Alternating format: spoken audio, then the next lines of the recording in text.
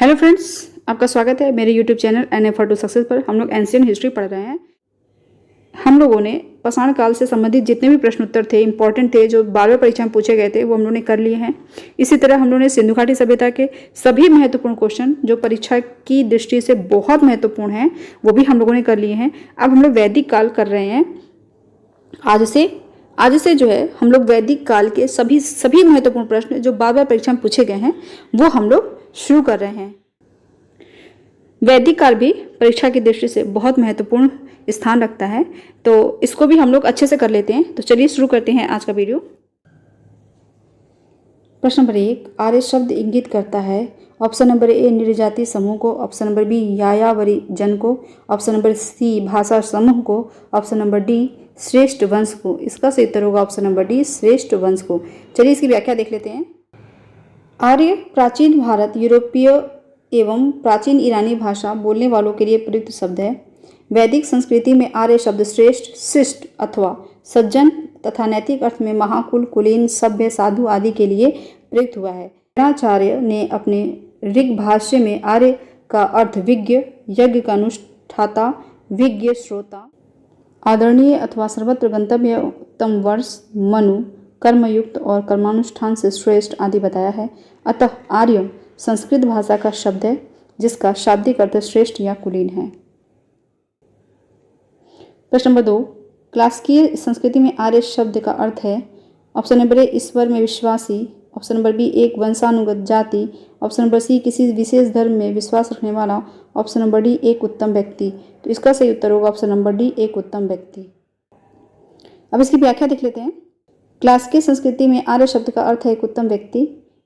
वैदिक साहित्य में कहीं भी आर्य का एक जाति अथवा विशेष भाषा भाषी के रूप में उल्लेख नहीं हुआ है। प्रश्न नंबर 3, सबसे पुराना वेद कौन सा है। Option number A Yajurveda, option number B Rigveda, option number C Samaveda, option number D Atharvaveda. इसका सही उत्तर होगा ऑप्शन नंबर बी ऋग्वेद। सबसे पुराना वेद जो है ऋग्वेद है। ठीक है, चलिए इसकी व्याख्या देख लेते हैं। भारतीय साहित्य में वेद 4 हैं, ऋग्वेद, सामवेद, यजुर्वेद तथा अथर्ववेद। इनमें ऋग्वेद सर्वाधिक प्राचीन माना जाता है।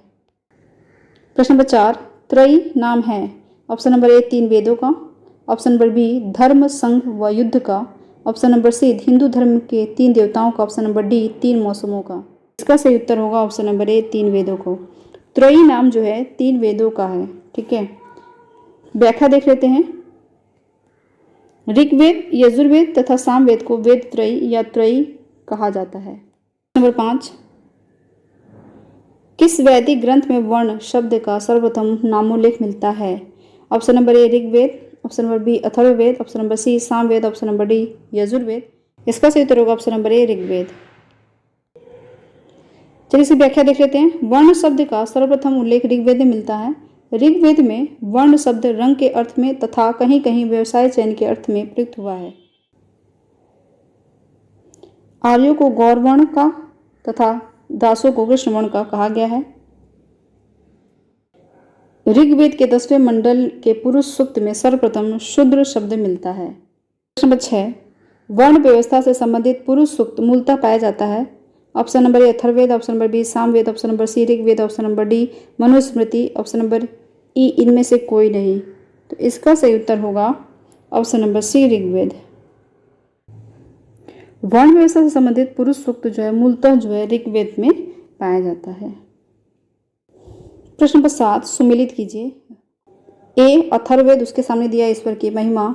बी ऋग्वेद, उसके सामने दिया गया है बलिदान विधि। सी यजुर्वेद, उसके सामने दिया है औषधियों से संबंधित। डी सामवेद, उसके सामने दिया गया संगीत। अथर्ववेद में क्या है कि औषधि के बारे में दिया गया है। ठीक है, और ऋग्वेद में जो है ईश्वर की महिमा है। ठीक, यजुर्वेद में जो है बलिदान की महिमा है। ठीक है, यजुर्वेद में जो है बलिदान दिया गया है। और सामवेद में क्या है, संगीत है। ठीक है, सामवेद में क्या है, संगीत है। तो इसका जो ऑप्शन बनेगा, अथर्ववेद औषधि से संबंधित, इसका 3 होगा। ऋग्वेद 1 2 3 1 2 और 4। ठीक है, इसका सही उत्तर होगा ऑप्शन नंबर ए 3 1 2 4। चलिए इसकी व्याख्या देख लेते हैं। अथर्ववेद औषधियों से संबंधित है। ऋग्वेद में ईश्वर महिमा, देवताओं की स्तुति, यजुर्वेद में कर्मकांड, बलिदान विधि एवं सामवेद में संगीत का विस्तृत उल्लेख है। प्रश्न नंबर 8, सूची 1 को सूची 2 से सम्मिलित कीजिए एवं नीचे दिए गए कोड की सहायता से सही उत्तर चुनिए। ए ऋग्वेद, उसके सामने दिया गया संगीतमय स्रोत। बी यजुर्वेद, उसके सामने दिया गया स्रोत एवं कर्मकांड। सी सामवेद, उसके आगे दिया है तंत्र मंत्र एवं वशीकरण। डी अथर्ववेद, उसके सामने दिया है स्त्रोत एवं प्रार्थनाएं। तो इसको मैचिंग कर लीजिए। ऋग्वेद में स्त्रोत एवं प्रार्थनाएं हैं, ठीक है। यजुर्वेद में स्त्रोत एवं कर्मकांड, सामवेद में संगीतमय स्त्रोत, अथर्ववेद तंत्र मंत्र एवं वशीकरण। इसका उत्तर होगा 4, ए का 4, बी का 2, सी का 1 और डी का 3। 4, 2, 1, 3, ये जिस ऑप्शन होगा वही ऑप्शन हमारा सही होगा। तो देखिए ऑप्शन नंबर ए 4, 2, 1, 3 यही जो है हमारा सही उत्तर हो जाएगा। चलिए इसकी व्याख्या देख लेते हैं। ऋग्वेद में स्रोत एवं प्रार्थनाएं हैं।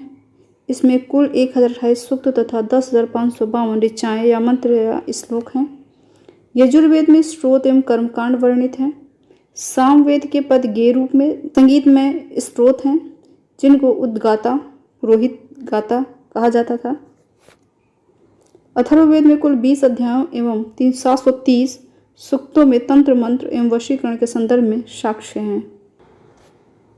प्रश्न नंबर 9, निम्नलिखित 4 वेदों में से किस एक में जादुई माया और वशीकरण का वर्णन है? Option number A Rigveda, option number B Yajurveda, option number C Atharvaveda, option number D Samaveda. तो इसका सही उत्तर होगा option number C Atharvaveda. Atharvaveda में तंत्र मंत्र, वशीकरण, जादुई माया ये सब का जो है वर्णन है। प्रश्न नंबर 10, ऋग्वेद में डैश ऋचाएँ हैं? Option number A 1028, option number B 1017, option number C 1128, option number D 1020। Rigveda में 10,552 ऋचाएँ हैं जो कि ऑप्शन में नहीं है, तो इसका उत्तर नहीं होगा। और 1028 जो है ऋग्वेद में सूक्त है, ठीक है। तो ये इसमें कोई भी ऑप्शन सही नहीं है। प्रश्न नंबर 11, ऋग्वेद है? ऑप्शन नंबर ए स्तोत्रों का संकलन, ऑप्शन नंबर बी कथाओं का संकलन, ऑप्शन नंबर सी शब्दों का संकलन, ऑप्शन नंबर डी युद्ध का ग्रंथ। इसका सही उत्तर होगा ऑप्शन नंबर ए स्तोत्रों का संकलन। ऋग्वेद जो है स्तोत्रों का संकलन है। प्रश्न नंबर 12, सूची 1 को सूची 2 के साथ सम्मिलित करें एवं निम्न दिए हुए कूट में से सही उत्तर का चयन करें।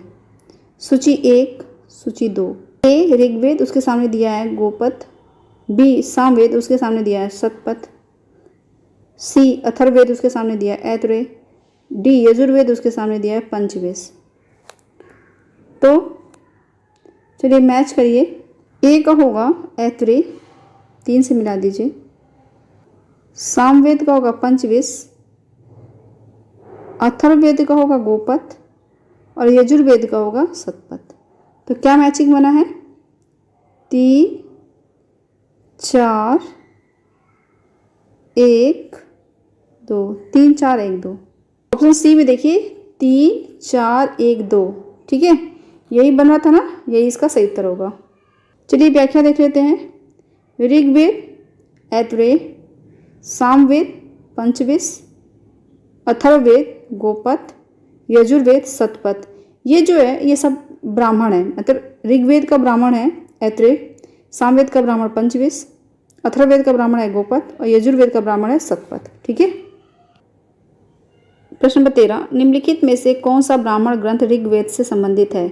ऑप्शन नंबर ए ऐतरेय ब्राह्मण, ऑप्शन नंबर बी गोपथ ब्राह्मण, ऑप्शन नंबर सी Shatapatha Brahmana, option number D Taittiriya ब्राह्मण।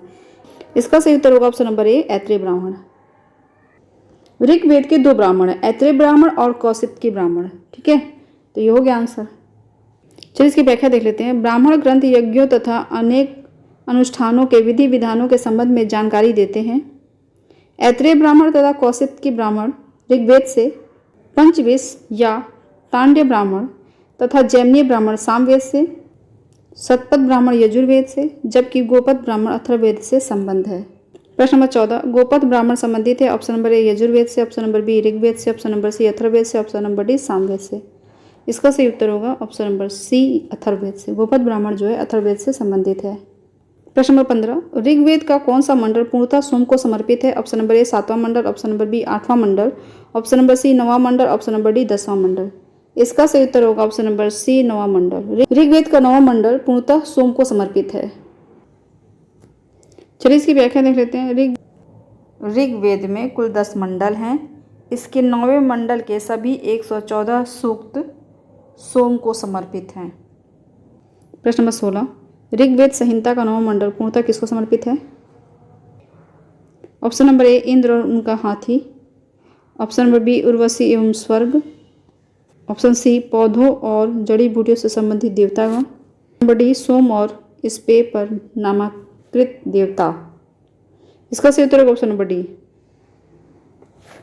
ऋग्वेद संहिता का 9वां मंडल पूर्णतः जो है सोम और स्पे पर नामांकित देवता को समर्पित है। प्रश्न नंबर 17, यज्ञ संबंधी विधि विधानों का पता चलता है। ऑप्शन नंबर ए ऋग्वेद से, ऑप्शन नंबर बी सामवेद से, ऑप्शन नंबर सी ब्राह्मण ग्रंथों से, ऑप्शन नंबर डी यजुर्वेद से। तो इसका सही उत्तर होगा ऑप्शन नंबर डी यजुर्वेद से। यज्ञ संबंधी विधि विधानों का पता यजुर्वेद से चलता है। चलिए इसकी व्याख्या देखते हैं। यज्ञ संबंधी विधि विधानों का पता यजुर्वेद से चलता है। यजुर्वेद के 2 भाग हैं, शुक्ल यजुर्वेद तथा कृष्ण यजुर्वेद। प्रश्न नंबर 18, निम्नलिखित में से किसका संकलन ऋग्वेद पर आधारित? Option number A Yajurveda, option number B Samaveda, option number C Atharvaveda, option number D इनमें से कोई नहीं। इसका सही उत्तर होगा ऑप्शन नंबर बी सामवेद। चलिए इसकी व्याख्या देख लेते हैं। सामवेद में कुल 1875 ऋचाएं हैं, जिनमें से सामान्य मत के अनुसार 75, जबकि कुछ विद्वानों के अनुसार 99 को छोड़कर शेष सभी ऋग्वेद में भी उपलब्ध हैं। अतः सामवेद का संकलन ऋग्वेद पर आधारित है। प्रश्न नंबर 19, भारत के किस स्थल की खुदाई से लौह धातु के प्रचलन के प्राचीनतम प्रमाण मिले हैं? Option number A Taxila, option number B Atranji Khera, option number C Kaushambi, option number D Hastinapur. तो इसका सही उत्तर होगा option number B Atranji Khera. Bharat में अतरंजी खेड़ा की खुदाई से लौह धातु के प्रचलन के प्राचीनतम प्रमाण मिले हैं। चलिए इसकी व्याख्या देख लेते हैं। अहिछत्र, अतरंजी खेड़ा, आलमगीरपुर, मथुरा, रोपड़, श्रावस्ती, कामपिल्ले आदि स्थलों की खुदाइयों से लौह युगीन संस्कृति के अवशेष प्राप्त हुए हैं। अतरंजी खेड़ा से लौह धातु मल तथा धातु शोधन में प्रयुक्त होने वाली भट्टियां मिली हैं, जिनसे यह संकेत मिलता है कि यहाँ लौह धातु को गलाने का कार्य स्थानीय रूप से होता था। प्रश्न नंबर 20, उपनिषद पुस्तकें हैं। ऑप्शन नंबर ए धर्म पर, ऑप्शन नंबर बी योग पर, ऑप्शन नंबर सी विधि पर, ऑप्शन नंबर डी दर्शन पर। इसका सही उत्तर होगा ऑप्शन नंबर डी दर्शन पर। उपनिषदें जो पुस्तक हैं वो दर्शन पर आधारित हैं। तो इसकी व्याख्या देख लेते हैं। उपनिषद दर्शन पर आधारित पुस्तकें हैं, इन्हें वेदांत भी कहा जाता है। वेदांत जो है वेदों की व्याख्या करने के लिए बनाया गया है और ये जो है वेदों के भाग नहीं होते हैं, ठीक है, ये सिर्फ वेदों को समझने के लिए होते हैं।